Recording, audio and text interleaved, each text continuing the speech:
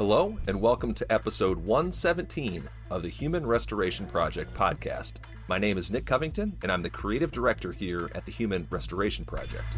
I was introduced to Nick Sousanis' work through a Twitter connection, so shout out to Andrew J., as I wanted to spend more time over the summer with what are broadly called graphic novels. Probably like many listeners, I had read comic books as they appeared in pop culture over the years, like the Dark Tower adaptation, The Walking Dead, even classic graphic novels, I suppose, like Alan Moore's Watchmen, V for Vendetta, and From Hell. As a history major, I had also read the first book of Maus in college, but other than that, I never really knew where to go from there. Now, just in June of 2022, I had a friend recommend Marjan Satrapi's Persepolis, a graphic memoir of her childhood before, during, and after the Iranian Revolution. I borrowed it from the library, read it in a single sitting, and was hooked. So I immediately put a call out on Twitter on where to go from there and got dozens of suggestions. I've spent the rest of my summer catching up on a number of graphic memoirs, including the March Trilogy, The Best We Could Do, and Fun Home. Then came Nick Sousanis' Unflattening. Nick Sousanis is an Eisner-winning comics author and an associate professor of Humanities and Liberal Studies at San Francisco State University, where he runs a comic studies program. He received his doctorate in education at Teachers College, Columbia University in 2014, where he wrote and drew his dissertation entirely in comic form. Titled Unflattening, it argues for the importance of visual thinking in teaching and learning, and was published by Harvard University Press in 2015. Unflattening received the 2016 American Publishers Award for Professional and Scholarly Excellence, the PROSE Award in Humanities, the Lynd-Ward Prize for Best Graphic Novel of 2015, and was nominated for an Eisner Award for Best Scholarly/Academic Work. To date, Unflattening has been translated into French, Korean, Portuguese, Serbian, Polish, Italian, and Chinese. There's an irony here that we are going to attempt to discuss these very visually linked ideas in an audio podcast, but I will also provide links to the excerpts of Unflattening that are available on Nick's website. So Nick, thank you for speaking with me today.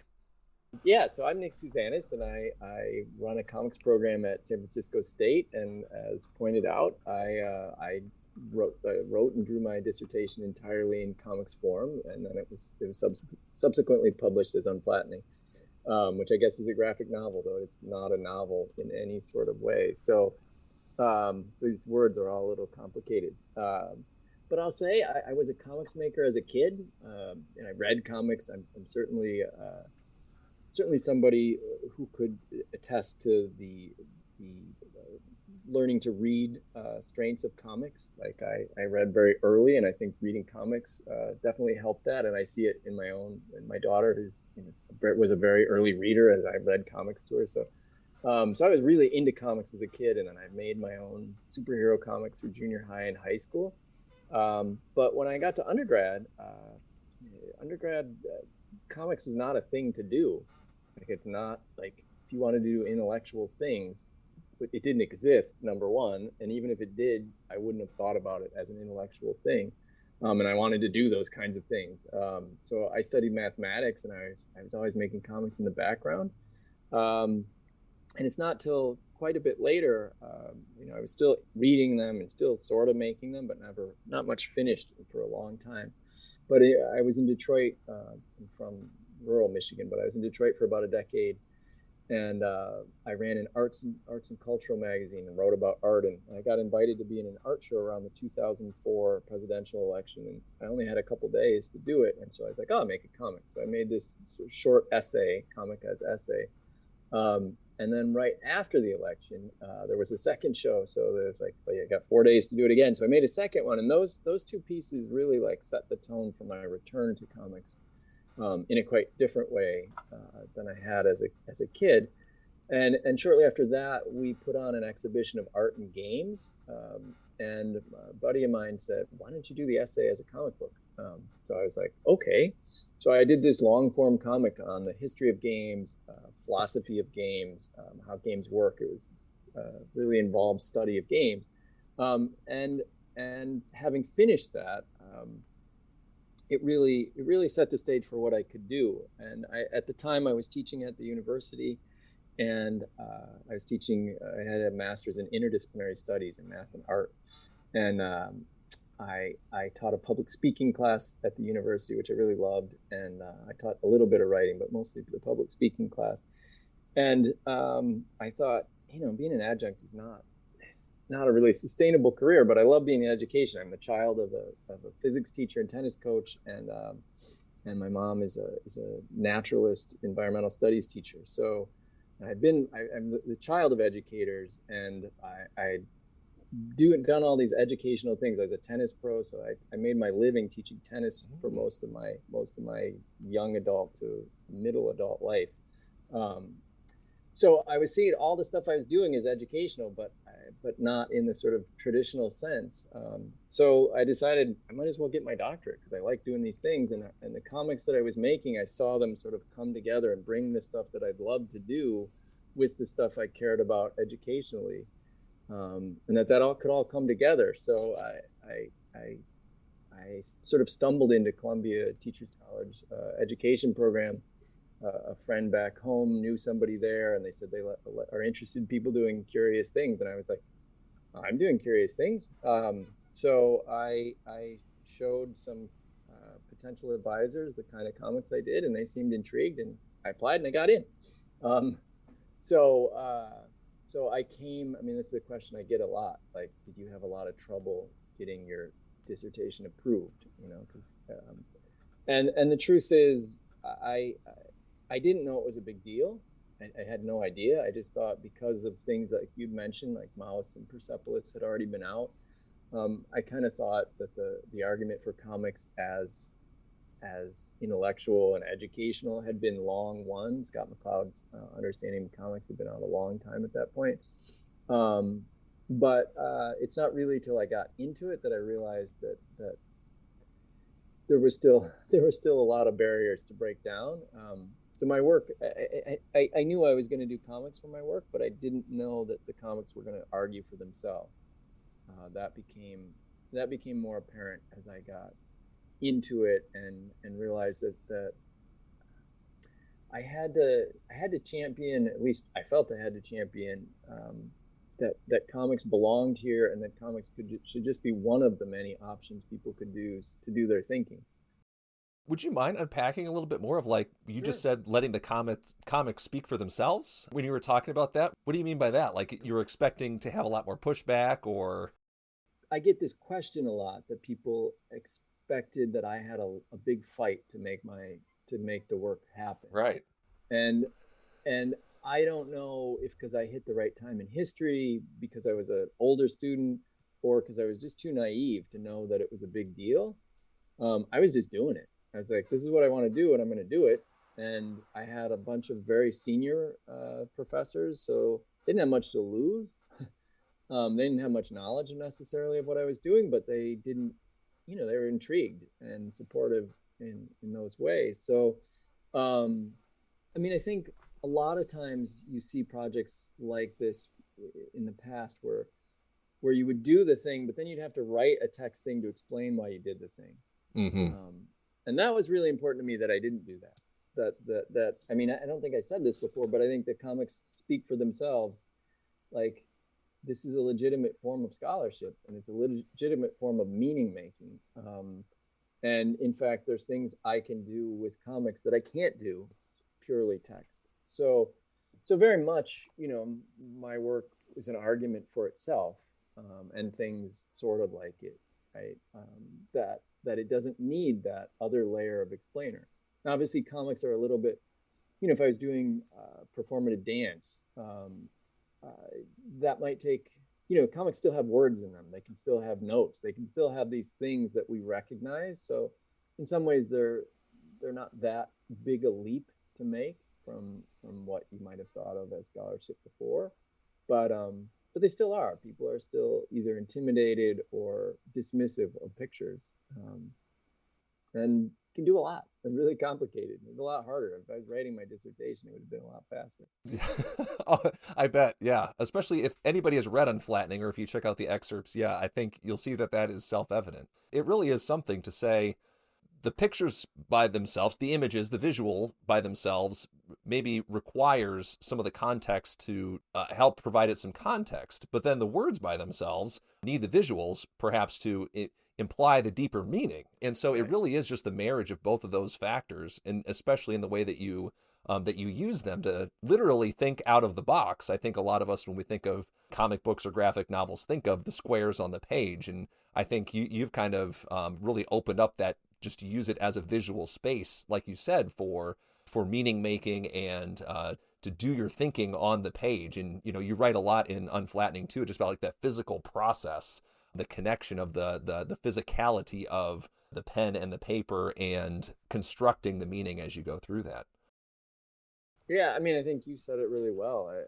You know, constructing meaning on the page, or this space to explore, is, we're sort of accustomed to thinking as being this thing. You put your hand under your chin and you sit still for a while. But thinking when we move, thinking when we're on the run, thinking when we're making marks. I work solo, right? I make solo, but I had this partner in my drawing. You know, the drawings pushed me to think in ways and ask questions that I wouldn't have asked in other ways. It doesn't mean it's not necessarily better, right? I mean, I think it's better, but it's different. It's different. It pushed me to ask questions and go directions I just would not have gone if I was purely writing. So they'd be, you know, if I'd written this thing, you know, started at time zero, and you could watch two timelines here, and I just stuck to the writing one or just stuck to the comics one, and you saw that they would diverge quite a bit. Wouldn't just be an illustrated version of my written one. And it is interesting, just as a side note, how text as a mode of thinking is really valued both in society, but particularly like in academia. And so it is interesting to see a work like Unflattening just challenging that norm. You know, why would we not be able to submit a YouTube video? Or like, let's imagine a director at a film school, right, trying to submit a piece of writing. It's just interesting to see how multimodal, multimedium thinking, you know, as a legitimate form of academic expression as much as it is self-expression. We're complex creatures. We express ourselves in many forms, and we learn in many forms. So why not use more of it? Why not use more of it? And I mean, and it's challenging, right? It's hard to, you know, a lot of our formats were created because they fit in something that we could manage. I mean, it's harder to deal with pictures in a lot of ways, but I think we can handle it. So there have been a handful of ideas that have been conceptual game changers for me as an educator in terms of shifting my perspective or adding a new lens of looking at a problem or thinking about the world. One of those would be Seymour Papert's constructionism, that notion that we're in dialogue with the objects we create. So whether they're physical or digital, Papert was a big proponent of coding in schools, for instance, that those outer physical models influence and help us construct our inner mental ones. So we're constantly in dialogue with those spaces. And you even spend a chapter in your book that we just talked about, actually, connecting that physical act of drawing with the notion of construction. And you say in there, we draw not to transcribe ideas from our heads, but to generate them in search of greater understanding. And I think to this pile of conceptual game changers, you know, this list that I have in my head, the notion of unflattening seems to kind of have that power for me as well. So to get to kind of the thesis of that book, what do you mean by unflattening? What are the core concepts at play in that work? And, you know, how can our listeners get involved in doing that for themselves and unflattening their own thinking? Part of what I mean by it is that answer is unique to everyone. And one of the biggest, I'm not sure how I'll answer this question, but I often people make typos when they refer to the book, and I get unflattering a lot, you know, which is funny, and I don't mind it that much, but unflattened is the one I dislike the most, because unflattened implies a finished thing, right? It implies something that's done. And I'll get questions like, do you feel like you're unflattened? And I'm like, no, of course not. I'm, you know, like, this is, the idea is that it's something that's always ongoing, in the same way that our vision is. You know, your eyes are moving around, both of them are moving around and like picking up spots and what you do. That's how our senses work. We're always sort of adjusting how we experience the world. And so that is sort of the core of what I meant by it. It's like always coming from multiple vantage points and changing how you changing how you understand your own experience or how you make meaning. So that's definitely part of it. It became a way to fit all these ideas I had about interdisciplinarity, about justifying my own sort of curious background of math and art and tennis, like this physical part and this, sort of abstract mental part and the whatever art, like they weren't, those are all supposed to be boxes that don't fit, that are separate, right? And I was trying to say that they're just parts of being human. So some part of unflattening is the simple come from two eyes or more. Some part of it is to come from different modes. And a big part is that it's never done. It's never done. And there's things, I like the thing I made, but there's plenty of things I do differently. There's plenty of things that I've moved on from. And I think, when I talk to teachers, a question that sort of, and I don't want to say this disparagingly, but it bothers me is I liked your book, and what do you think I should do in my classroom? And like, what do I know about you? Like, I'm not there, right? Like if I was there and we could talk about it and we could come up with ideas, but part of the goal is that you can do it. You can get there on your own 2 feet and sort of that idea that you can ask your own questions and you can find your own answers, and they won't be, they might not be the best answer you got until the next year when you get a better one or whatever, but you can figure it out. And you can ask, it's one thing to be inspired by things or have conversation about it, but I'm not capable of telling other people what to do. A partner idea in that too. You've got a lovely illustration, and again, if we could show the illustration, I think people would catch on to the idea pretty quickly. But this idea that is a theme in the book is this notion of rhizomatic thinking, which I don't know if that's if that's an original kind of like lens of looking at things. I had never encountered that concept before, but of course, mapped out visually in the way that it is on the page is very striking. I didn't know if you could help us understand what's going on with that lens of rhizomatic thinking, or how that differs from the sort of linear kind of thinking that you critique earlier on in the book. How do we help support that version of rhizomatic thinking? Yeah, the imagery is all me, and putting those pieces together is me, but it's certainly not, that, Deleuze and Guattari I'm referencing, and lots of other people. So I'm not the originator of such things, and I don't know that I can speak for any of them. I used it a lot to say, like text is a great thing. I think in my early years talking about this, it often sounded like I was anti-text, and that's not it at all. But there are, as with everything has its own limitations, and text has its limitations in its sort of linear form. And you try to, you can put only so many parentheticals in your thing before it's a little annoying, right?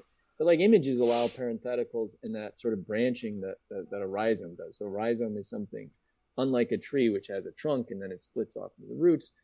Everything is sort of interconnected. So grass is like that, aspen is like that, and the banyan tree, which is what I used in one of those pages, is like that, where everything is sort of all connected. And you cut one part of it, you're still there. There's still other ways to get around. Whereas you cut the trunk of a tree and that's gone, right? And writing is a lot like that. You break the chain of writing and it falls apart. You break the chain of an image, there's other ways to connect around it. So I don't know how to say that as rhizomatic thinking so much. I think that's a little beyond my ability to speak to it, but I think images work in that way and comics work in both ways. That was one of the things I thought was so amazing about him, is that we do think sequentially, right? Like I know I had to get my kid to preschool and I got to run back and I got to talk to you and then I've got something after that. There's a very linear sequence of things that is going to happen to me today or I'm going to do today. But at the same time, our conversation is going to make me think about what I was doing in Detroit in 2004. And I'm thinking about ideas that I might need to do in my class now that something you've said or in my new work. So my thoughts are all at once and simultaneous and going in lots of directions, even while I'm marching sequentially through time. So I think the comics page is cool because it can handle that sequence but it can also allow you all the sort of unusual connections that we make. Right? We make them all the time. We make leaps. We make sideways leaps. So comics are, as you said at the opening, yes, there's this marriage of word and image, which is super important and allows us all these things, but it also changes what reading is. Reading, we're used to sort of reading as left, right, carriage return, right? You go and the typewriter thing goes back. I guess maybe people don't know what a carriage is anymore, but the carriage return, it comes back, right? But comics allow carriage returns if that's what you want, but it also allows you to move upward and move right to left once in a while. Or just the simple thing, like when do you encounter the words in a comic? You read the words and then look at the pictures. Which comes first? Which comes, or do you take in the whole page and sort of view the page and then sort of make your way in and out?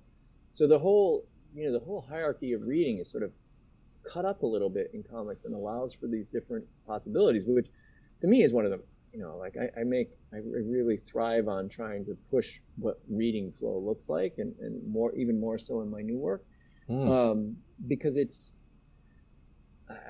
just got intrigued about that. Like, how can I take you on a little journey each time you encounter the page, and make that journey feel a little bit like the idea what I'm talking about. So that each page moves in a way that is supposed to feel something like I'm talking about.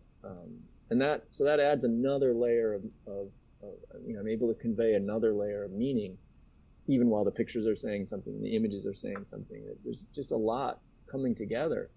So comics aren't simple. and you might think they are. I think that's the sort of dismissive part. You're like, oh, I can read that quickly. I can look at, and they can be, right? But so can books, right? Like you can make whatever for dummies, or any of those things exist. You can have light reading and you can have not light reading, and you can have light comics and not, but if you want, you can put so many layers. That's really where, to come back to what unflattening meant, the word came to me when I was, some of the early classes. I had a class with my advisor, Ruth Vins, who was in English education. And we had to shadow a researcher for the semester, like find another researcher you were interested in and like read a bunch of their works and do, analyze and do stuff with it. And I picked Alan Moore, which not really an educational researcher, but I was already quite versed in his work, but I read everything and I tried to think about, well, how is he and his collaborators using the page to make meaning, and try to understand that aspect of it. And so as I did it, what I this is coming back to the point here, is that I was thinking about how much information a comic book page could contain. That made it go far beyond the capacity of what a flat sheet of paper seemed like it could do. So somehow I could layer information and interconnect information to make something that was really not flat. Like a flat piece of paper does this much.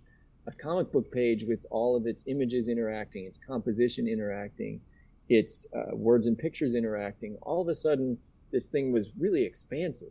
Came out in dimensions. So the first time I wrote unflattening as a word, it was thinking about how comics could present information in a really less than flat way, which also has the connotations of like not boring and all that too. But I meant that less than just the sort of pure density that you could get on it. It takes a lot of time to do that, but yeah. Now this might be kind of a related follow-up to some of that. I just wanted to mostly point this out to listeners as well. And I had shared the page with you, and I had this revelation, and this was really the thing where this kind of came to me as okay, this is something special. This has got to be a new way of thinking about things. But perhaps we can unpack this here as well. But on page 81 now, you followed up with that rhizomatic thinking, with this wonderful collage of shapes representing the perspectives as text boxes and visuals. Your eye kind of follows diagonally across the page toward its conclusion.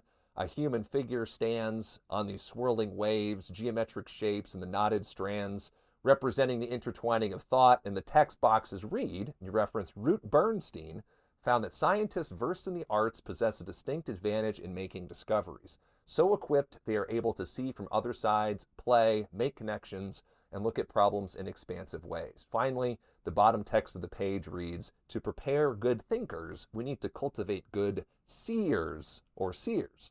And it struck me that this was probably more than just a play on words. Could you help us understand the meaning and power behind that statement? Yeah, I don't talk about this one enough.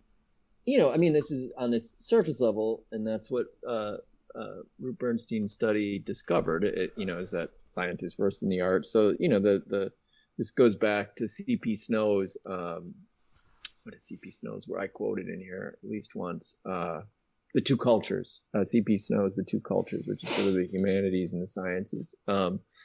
That they really shouldn't be separate. So, I mean, this is on its basic level, sort of an interdisciplinary thing that the examples I have here and in other places are the people that were versed in arts could look at a crystal in a different way or look at DNA in a different way and see things that maybe people with more data had trouble seeing. And some of these stories have some issues with them. So we'll go into the specifics because I think they've been challenged over the years. But the concept, I think, is clear enough. But I think, and some of it's also certainly an argument just for me being who I am, right? Like that I'm interested in arts and mathematics, and I don't think that's so weird. But I think it's really true. I mean, clearly you need to have lots of expertise in something to make big discoveries. But I think when your expertise gets really narrow, it can be really hard to make the connections that make big jumps. You can be really, you can be really cut off from seeing all these other kinds of ways of thinking. So I think very clearly, I mean, look, obviously we might talk about the blind project too. So say it carefully, that, we are visual creatures. Like that's how we've come to be. And we're, we engage with the world with our senses. And if visual is not part of our senses, we're still engaging with our world through a variety of senses. And to pretend we're not, to pretend that we're creatures that sit and think, it narrows us. I think it really narrows us. So I think cultivating, as I said here, the cultivating good seers, our ability to see, our ability to make connections with visuals, which, I think in my current thinking, I would try to find other words to use besides purely visual here. But I am talking about comics, so it's okay, I think, to stay in that. The more versed we are in the visual arts or other arts, I think the more able we are to think in whatever form we're doing, whether it's mathematics, whether it's the sciences, whether it's whatever. We've got those very basic human skills. And I think the truth really, even deeper is about movement. Right? Like we're creatures we're animals, right? Animals move. That's what they do. Like that's what makes them animals. And I've been reading Maxine Sheets Johnstone as part of my new work, thinking about her work, which is all about movement as our first way of thinking, as our first, and that is like, what did things do at the beginning? They moved. Did they say, I want this? Maybe, but they moved to it, right? They moved to the thing. They moved to the light. They moved to the smell. They moved away from something scary. When you're a baby, you move to the smells that you want. You recoil from something that hurts. Like that's kind of, so how do we cultivate, the sort of core level of our senses, again, to come back to the visual, how do we cultivate that so that you can bring that to bear? And I don't think it's, I don't think it's that some people are artistic and some people aren't. I don't think that's it at all. I think we, by nature of the kind of species we are sort of oriented around visual things or our other senses that are very strong, if the visual is not. So how do we say that those things matter? And they would have mattered to all of us for our survival 30,000 years ago. But how do we not sort of let them die. I don't know, that's too strong a word, but how do we keep them fresh and keep them important? And you know, if you want to apply this to schools, it's pretty simple, right? Like, what's the first programs to get cut? Your art and music gets cut first. Maybe gym class gets cut first. I don't know. It's a 50-50, right? Like, those get cut. Even my daughter happens to go, she got into a public charter school here that's more arts-based, and we liked it, and she'd gotten in the lottery. And it's a good school. They do things that are a little bit more artsy, but on their like test weeks or conference weeks, the classes that get cut those weeks, they're art classes. It's like, we didn't have art and music this week because we had these things. Like, those are the things that get cut. They only got once a week to begin with, and it's a school that's got arts in the name. So, you know, and I'm not disparaging any of the other things, but I think, you know, we learn to make connections when you're studying painting or thinking about it. You learn to do things that are good for you just as a human, but they're also good for you in the sort of productive way that we seem to need to think about things. Like, they help you. And I think that's what the point of their study was, the Ruth Bernstein study, is that, you know, scientists with these kind of trainings could really make leaps that, you know, and so, I don't know, it's a sort of long answer to an impossible problem, right? But I think these things are important, and they shouldn't be an afterthought. It shouldn't be like, well, and also, I guess this would be one other thing I speak about myself. So when I studied mathematics, you know, I would tell people, oh, what do you do? I said, oh, I'm in math classes and stuff, and they'd say, oh, you're so smart, right? You're so smart. And it's sort of annoying because it's not nice. I don't know. I'm not a big fan of people telling you you're smart. But then if you make art, they say, oh, you're so talented, right? And so there's this wall, right? There's this big wall between those two things. And in my case, I think I was a really talented mathematician. I was really clever at figuring things out. How smart or not, I don't know. But I was talented. Like, I could do stuff. And in my art, I mean, I'm pretty skilled, but there's people that are way more skilled. I watch students that like crank out things. I mean, I'm stubborn, so I make things work eventually. But I think making my art has made me so much smarter because I can think in ways that I couldn't otherwise. So, you know, I say this a lot now, that I think this barrier between smart and talented has been really, really unhealthy. And it affects both, right? Like, you get science people think, oh, I don't draw, and you get art people who are like terrified of mathematics, right? And there's reasons for that. And maybe, you know, I'm not saying people are all the same, right? Some people are more comfortable with things, but their upbringing makes a difference. The teachers they have there's a lot of things that make a difference. So, I mean, for me, one of the most fun things I have is working with drawers, working with adults, like non-drawers, self-described non-drawers, because then I can help them rediscover things, and they're so excited, and they do amazing things, because they all can, right? They got to navigate the world, which means they know, you know, if I have people make marks in a quick exercise, like, if you make a smooth curve, like, we all know what that means. You don't need to be a trained drawer to know that that's something comfortable or calm, and we know a jagged line. We know the kind of line your face like starts to squinch up when you make a jagged line, right? Like, you don't need art training to know that. You just need to have a body. So how do we bring that back in? I think we need to cultivate it. And I don't think that means cultivating it in the way that says, let's train everyone to be a professional artist. That means, let's give everyone these experiences and see what they do with them, see how they can apply them to their own experience. And to me, you know, as a guy, this is an argument for comics now, like comics, because some people make comics where they draw these really beautiful, illustrative things, and some people make comics where that's really not part of it. They're stick figures, or they're almost pictureless, because they allow all these different range of skills. I think comics is a really nice bridge for that. And ultimately, you know, people tend to tell stories or some kinds of, they're communicating with them. So I think it's a way they can latch on to. That's maybe a little less than abstract art, which I'm not remotely disparaging here. I'm only saying that I can, you know, people can find their way in before they've got skills. Then they can find their ways out and do all kinds of things. So long answer again. You asked me a short question, I give you a long answer.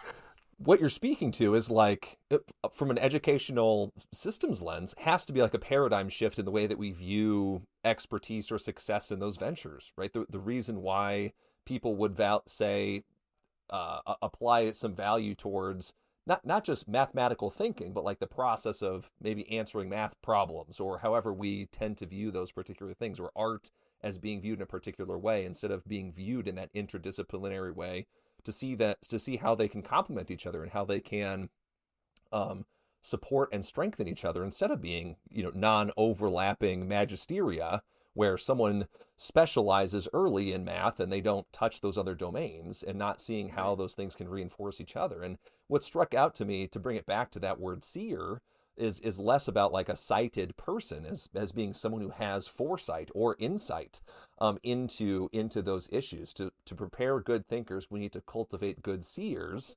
Again, brings it to like, how do we, so much of our education system is not geared around training kids to be insightful. It's to find correct answers to questions that we already know the answers to, or to, do those things, instead of come up with clever, creative, interdisciplinary ways of thinking. And maybe it's a lapse in the research on my part, but not realizing that your own personal emphasis on interdisciplinary studies really becomes obvious now in that work, how you so literally bring those strands together. Like the visual metaphor of your whole work is those strands coming together, seeing those different perspectives, in contrast to earlier in the work where you show people on the conveyor belt, all in line, being molded in these particular ways. So there is a paradigm shift in unflattening, perhaps, school structures and systems to help support insightful ways of making connections, instead of putting people down a particular path towards math, or towards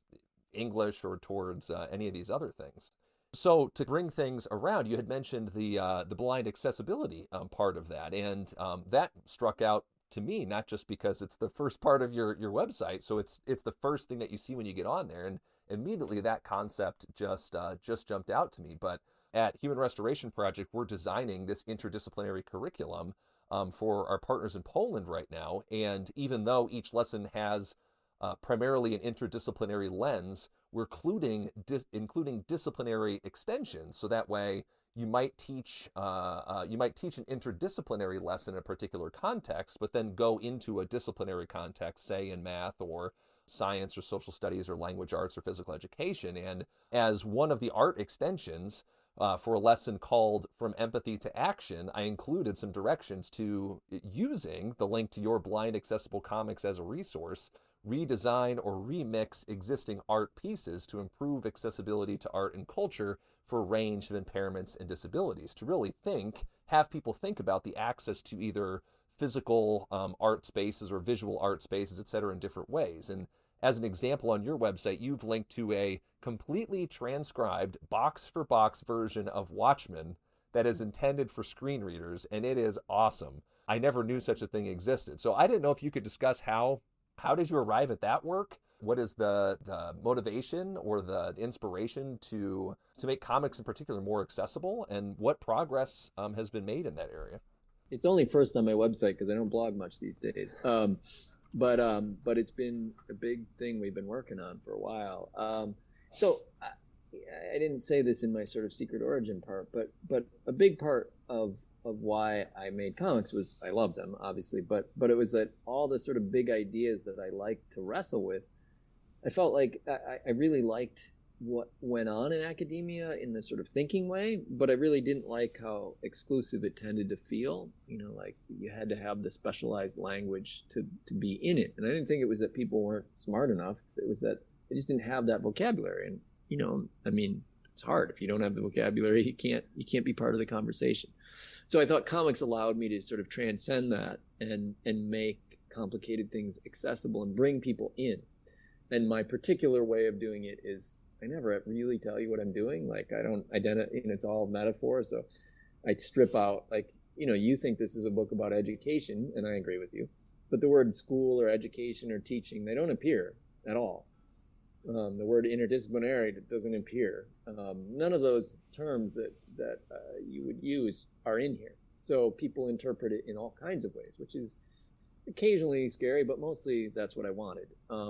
So just to summarize that, my goal in making comics as my work was to make it accessible.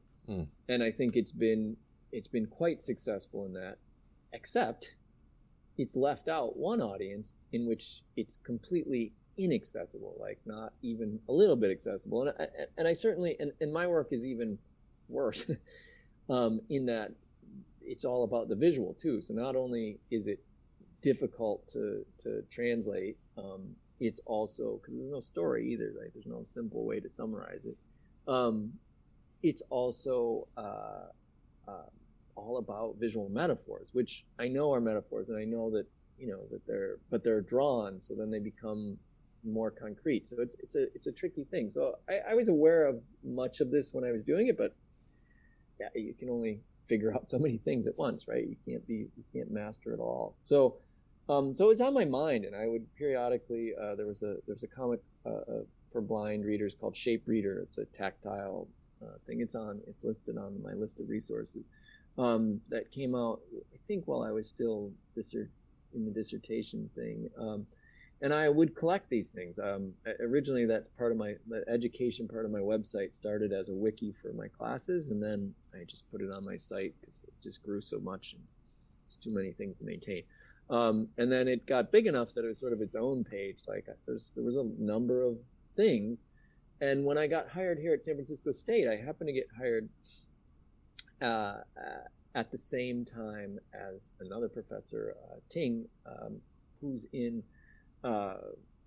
she's in special education, but working with blind access. That's her field. And we just got to talking that first week. We were in orientation about comics and making them accessible. And her then boyfriend, now husband, was doing some research on special education in comics. So she had some interest in it. So we just kept talking, and anytime I would see some project like about adapting comics for blind readers, I would send it over to her and say, "Hey, does this sound like somebody who's actually consulted the blind community, or does it sound like somebody who thought this was a good idea and doesn't know what they're doing?" Most of them have been the latter, but so anyway, a few years passed, and then I have a student who defended her master's thesis as a comic. And so the library had some questions like, how can we make sure this is accessible? And some people saw that as an opportunity to get really worried. And I thought this was, wow, that's awesome. Like, this is an opportunity to think about how we could do it better. How can we make this better? And we met with the library people, and that's how I left that conversation. Like, you can do the minimum, right? You can describe the page, say what the text is and do a best, sort of summary of the page. Or maybe you can do better things. And that student did a really thorough job of doing the description. But I talked to Ting about this, and then we applied for some internal grant to have like a small project. And so we teamed up also. We have the Longmore Institute for Disability on campus. So the three of us, Emily, Ting, and myself, started working on this. And we had this first thing that was just, we got Scott McCloud. I knew Scott, and Scott's dad was blind. He's a rocket scientist. And then Scott's daughter, who's a filmmaker, his older daughter, also developed she got the same gene that causes this blindness. And so we got the two of them, a couple blind accessibility people. And the week before, I said, should we just see if the public wants to come? This was going to be sort of this small internal thing. And I put it out on Twitter, and like 800 people signed up a few days later. So it was a great conversation, but it prompted us to hold a second thing. We had a symposium that summer with a similar amount of people, but it was an all day. We had a panel on tactile comics, a panel on audio, a panel on new media, and then one about depictions of blind in comics. And that was a big thing. And then we thought the next step should be to put some of this into practice. So a design competition to make accessible comics, and each team has to include at least one blind, low vision member. And that we launched late spring of this year sometime, and the submissions have come in. So we're about to judge them to see which ones we got some funding to fund the projects, and then we'll exhibit them when they're finished. So we have proposals for the projects now, and then So to me, like I believe in comics as this accessible form, but obviously it leaves out people, and I'm not going to stop making comics because of that, right? Like so, but how can we, I think about my pages and they're so difficult. They're so difficult to, and that's the strength of them, right? The strength, to me, the strength of them is that the way I use the visual does all these things. How can you make that, it's one thing to say, all right, Batman punches the Joker and he jumps down and the Joker doesn't get up, right? Like that's pretty simple, but how do you get the feeling of like this black mass crosses the page and it's in this wide panel and this whatever? How do you do that? It's really hard. And there's all kinds, there's tactile approaches, there's haptic approaches, there's audio, even two, descriptive ones could be dramatically different. Somebody might choose to really focus on all the little details, and somebody else might do it and say, well, they just want to know what happened, right? And anyway, so it's sort of an accidental thing. I just was curious about it and thought I should do better at it from my own work and my own teaching, and then teaming up with these other professors at my university, it just kind of snowballed on us. So now I'd like to see the industry. You can't, if you're interested in Spider-Man and you are blind, you've got to have a friend who's willing to read it to you and tell you what happened. There's nothing. There's no screen reader. I mean, maybe there are some things, but Marvel Comics doesn't do this. DC Comics doesn't do this. And it's hard, right? It is a hard thing. Like book publishers have whole teams that are devoted to this, and they don't, they just got to read the book. Maybe they get good voice actors and stuff, but at the end of the day, there's not a lot of extra stuff they got to do. Maybe they do a fancy one where they put sounds and stuff in. But comics is it's a whole other level, and I don't know. I don't have a lot of expertise in this at all, right? Like, I mean, the stuff I collect on my website, it's there for people to look at and to learn from. But I think it's important, and it's, I don't know where we'll get to. I'd like to see the industry change. I'd love to see some accessible versions of my own work. I realize that's going to be extremely difficult. I mean, just you said something about words and pictures at the beginning, and it's one thing to translate the words, but particularly, like, I don't write dialogue, right? So the words in my comics are often very particular. Like I use the word lightning, like to make lighter, and English speakers often spell it wrong. They butcher that word, right? But I was making a pun with lightning and the act of lightning, and so that's confusing enough to native English speakers because they spell it wrong all the time. But then when it got translated, and I only caught it on like the third translation, because then I started looking up some words because I don't speak any of the language it was translated into.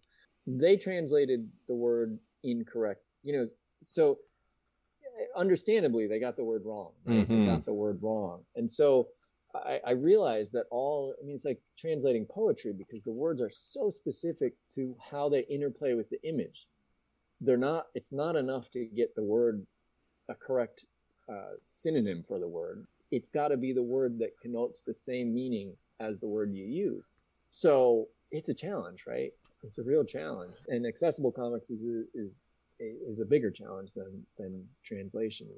And I think too, just providing the space for collaboration and innovation in there, just to highlight the scope of the problem, and then get smart, creative people to bring to bear their ideas on it, and no solution is going to be perfect right out the gate, but then just have folks iterating on that and at least trying to improve the experience for people and make that stuff accessible. I mean, it's with any issue with accessibility. I mean, even one of the things that I think about a corollary perhaps in the Twitter alt text, as anybody has to share resources now, kind of thinking, how would a screen reader read this image, or how do I get the right meaning across in this thing?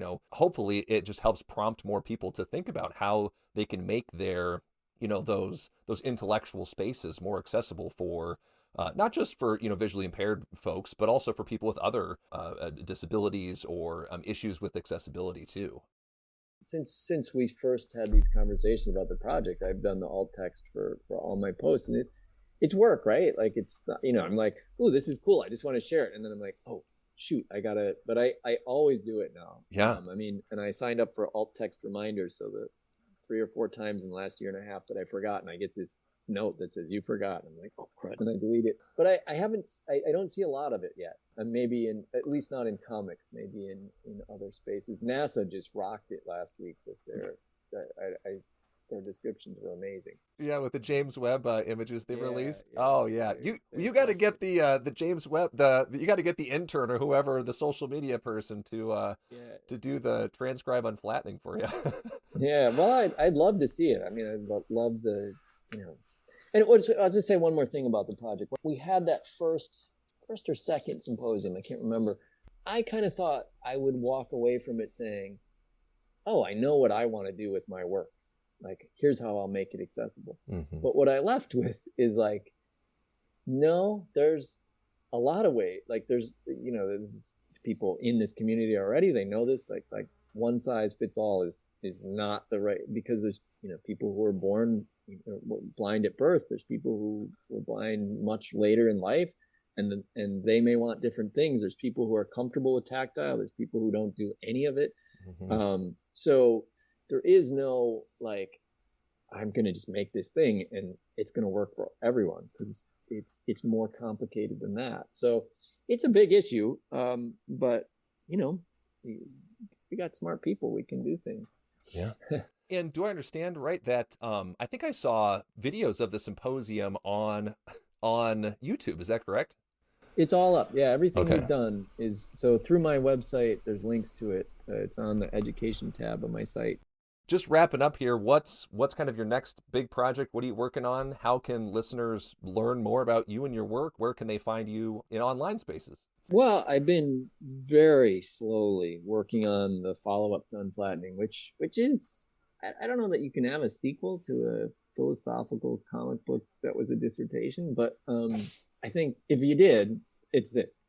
But it pushes on some of the stuff we've talked, some of the things that when I give talks about my work or I teach about it, about drawing as a kind of thinking in the body, and especially having small children, as you know as well, watching them learn through their bodies, right? They don't learn. I mean, they also learn through words, but they're learning through how big their shoulders are when they're weaving through chairs or something, right?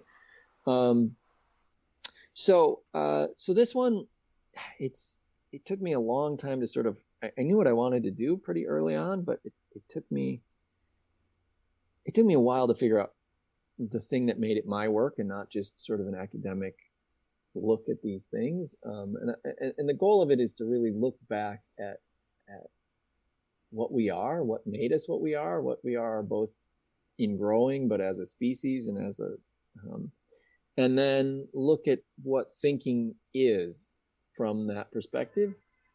And then in the sort of metaphorical way that I do things, think about the implications of that on education, which again, I won't offer any answers or tell you what I'm talking about, but I'll know. So it's right now, it's technically titled Nostos, Nostos, which is the Greek word for return, the delight in return. My editor actually suggested it, and this is sort of what the Odyssey and other things are. Nostos told, and nostalgia comes from the same root, and it's not about nostalgia, but this delight in return, and I think there is a delight in sort of reminding how you made marks, or you sang, or you moved your body when you were 3 or 5, and so. I'm not 100% sure that'll stay the title at the end, but the idea will be there the whole time. That how do we remind of what it's like to be that, even as we're not that? And that doesn't mean you forget how to tie your shoes and things like that. It means how do you keep that way of being in the world alive? And again, that doesn't sound maybe that different than how I talk about unflattening, but it goes farther, and it uses the Odyssey as sort of a framing metaphor. Doesn't really have anything to do with it, but it uses it. And I've been drawing 5 years.